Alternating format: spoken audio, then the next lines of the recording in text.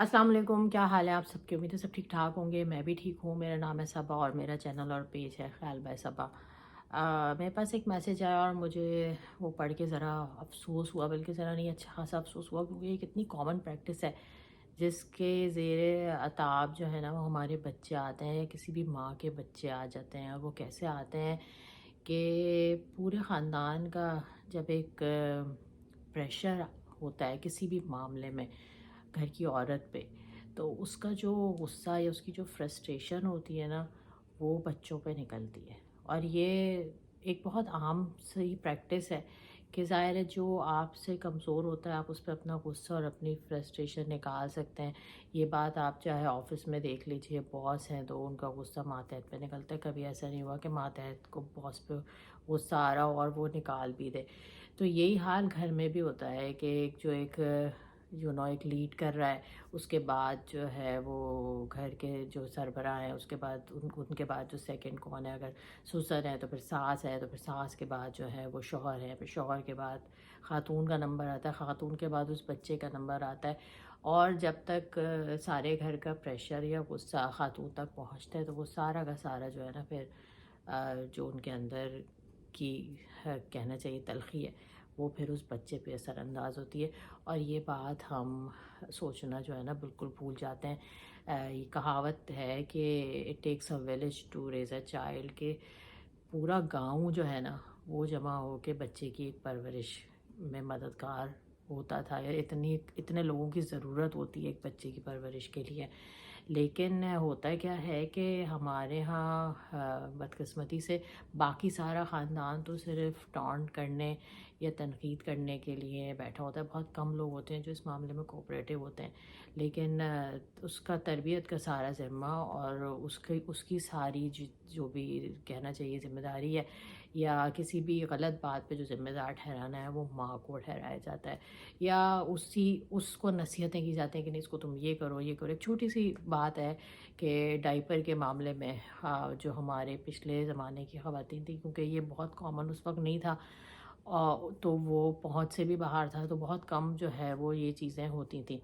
आज के दौर में बहुत है, तो एक बहुत ही आम कॉन्फ्लिक्ट सास बहू का जो होता है ना वो एक डाइपर पे आ जाता है, क्योंकि वो सास को लग रहा होता है कि ये मेरे बच्चे की कमाई जो है ना वो इसमें झोंक रही है, और बहू को ये हो रहा होता है कि मैं ये ना करूं तो फिर क्या करूं। और फिर ये होता है कि नहीं, हमारे ज़माने में तो ऐसा होता है कि चंद दिन के बच्चे भी ट्रेंड हो जाते थे। अब उस ट्रेन करने के लिए जो वक्त दरकार है, क्या आपके घर में वो वक्त उस बहू को मैसर है? बदकिस्मती से तरबियत के लिए तो बहुत सारी माओं का वक्त ही नहीं मिल पाता अपने बच्चों के साथ वक्त गुजारने के लिए।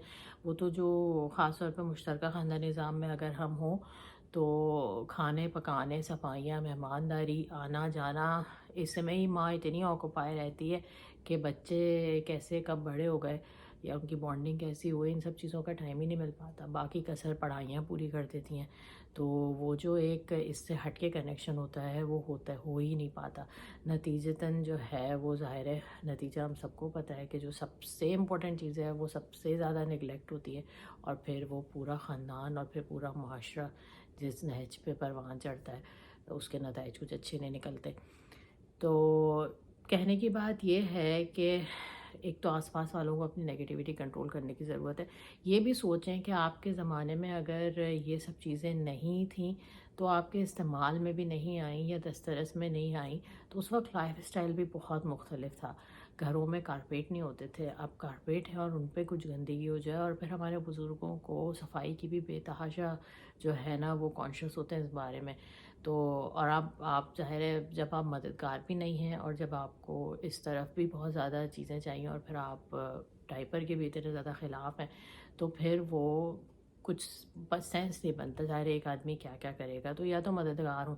दूसरा ये कि जब इस मामले में माँओं को इतना सुनाया जाता है तो वो सारा प्रेशर बच्चे पे डालती है कि किसी तरीके से ये ट्रेन हो जाए। अब वो ट्रेन होने के लिए हर बच्चा मुख्तलिफ होता है, कुछ बच्चे जल्दी हो जाते हैं, कुछ बच्चों को टाइम लगता है, कुछ बच्चों अब उसकी उम्र है कि नहीं है, लेकिन उसके ऊपर वो बोझ डाला जा रहा है। और उसका जो एक बहुत ख़राब सा पहलू है जो कि उन्होंने ये एड्रेस किया कि फिर इस सिलसिले में उन्होंने अपने बच्चों को बहुत मारा भी। तो یہ جو چیز ہے نا، اب یہ جو مار لگی ہے نا، یہ بچے اور ماں کے درمیان ہے، باقی سب اس وقت ہے، اگلے چند سالوں میں کہاں ہوں گے، کدھر ہوں گے، باقی زندگی میں کدھر ہوں گے، وہ نکل جائیں گے اس بچے کے اور ماں کی زندگی سے. جو اس کو یاد رہ جائے گی وہ ان دونوں کا آپس کا ریلیشن ہے. تو سب سے پہلے تو یہ کہ دوسروں کے پریشر میں آ کے نا، جو آپ کے انڈر ہے، جو آپ کی ذمہ داری ہے، جس پہ آپ غصہ نکال سکتے ہیں، اس پہ غصہ نہ نکالیں، اپنے جذبات کا بوجھ بچے پہ نہ ڈالیں. دوسرا یہ کہ آس پاس والوں کو بھی بہت سمجھنے کی ضرورت ہے کہ اگر آپ چاہتے ہیں کہ آپ کی نسلیں بہترین طریقے سے پروان چڑھیں تو اس میں مددگار ثابت ہو، نہ کہ ہر وقت تنقید کا نشانہ ماں کو بنائے. دیکھیے، ہیپی مدرس can only raise happy child.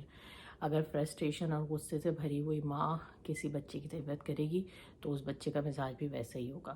تو ظاہر ہے یہ میں نے ایک مثال دی. اب آپ ڈائپر کو پڑھ کے کچھ لوگ کہیں گے وہ ڈائپر میں پھرتے رہتے سارا دن، چینج بھی نہیں ہوتا. یہ بھی بہت غلط ہے. ظاہر ایک آسانی ہے تو اس کا فائدہ بھی نہیں اٹھانا چاہیے، وہ بھی ایک دوسرا پہلو ہے. لیکن ابھی جو میرے کہنے کا مقصد ہے وہ یہ ہے کہ اپنی نیگیٹیوٹی، اپنے نیگیٹو جذبات یا اپنی جو تنقید آپ کو آس پاس والوں سے مل رہی ہے، اس کا جو ہے نا اثر اپنے بچے پہ نہ ہونے دیں، کیونکہ پھر یہ ایک زندگی بھر کے لیے نا آپ کا ریگریٹ بن جاتا ہے، اور جو کچھ اثرات اس کے ذہن پہ ہوں گے وہ آگے جا کے ریفلیکٹ بھی کریں گے. تو اس بات کا دھیان کیا کریں، بچوں کا دھیان کریں، بچوں کی ماؤں کا دھیان کریں، ماں اپنا خود دھیان کریں اور خیال رکھیں، اور سوچ سمجھ کے جو ہے نا وہ اپنے ایکٹ کریں جو بھی وہ کر رہی ہیں. اور یہاں پہ بھی کانشیس ایفرٹ چاہیے. ہاں، آس پاس والوں کو بالکل سوچنا چاہیے. اگر آس پاس والے نہیں سوچ رہے تو آپ تو سوچئے. اگلی جنریشن آپ کی ہے، بچہ آپ کی ذمہ داری ہے. اگلے جو کچھ بھی ہونا ہے اس کی زندگی میں وہ آپ کے اوپر اثر انداز ہوگا. تو اپنے نیگیٹو جذبات کو کنٹرول کریں اور اس کا بوجھ بچے پہ نہ پڑنے دیں. اس بارے میں آپ کی کیا رائے ہے تو مجھے ضرور بتائیے گا. انشاءاللہ پھر ملتے ہیں. اللہ حافظ.